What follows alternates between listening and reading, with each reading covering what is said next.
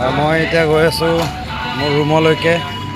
মই যাৰ লগত আহিছিলোঁ মোৰ বন্ধুজন, তাক মই পঠাই দিলোঁ কাৰণ তাৰ ৰাতিপুৱা ডিউটি আছে। সি অলৰেডি ইয়াত 5 বাৰ আহি গৈছে আৰু 4 ৰাতিলৈকে থাকিছে ইয়াত।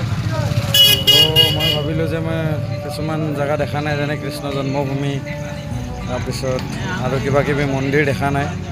তো সেইকাৰণে মানে ডিচিশ্যনটো ল'লোঁ যে আজি থকাই ভাল হ'ব, কাৰণ আহোঁ বুলিনো ক'ত আহিব পাৰি ভগৱানৰ দৰবাৰত। প্ৰথমবাৰ আহিছোঁ, ভগৱানে মাতি আনিছে বুলি ক'ব লাগিব, কাৰণ বহুত ইচ্ছা কৰি, বহুত ভাবি, বহুত চিন্তা কৰিও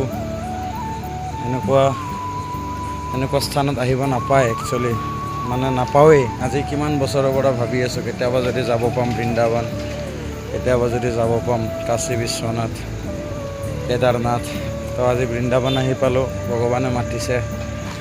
মনৰ ফিলিংখিনি মই বুজাব নোৱাৰোঁ, কিমান মানে ভাল লাগিছে, কেনেকুৱা এটা অনুভৱ হৈছে। মই মাত্ৰ সকলোকে এইখিনিয়ে ক'ব খুজিম, আমাৰ যিমান সনাতনী মানুহ আছে বা যোনেই হওক, সনাতনী হওক বা যিকোনো ধৰ্মৰ মানুহ, এইবিলাক আমাৰ ৰুটছ হয়। ইয়াত এবাৰ আহক, এবাৰ চাওক, মানে মন শান্তি হৈ যাব। ঠিক আছে বাৰু, বাকীখিনি চাই থাকিব হা।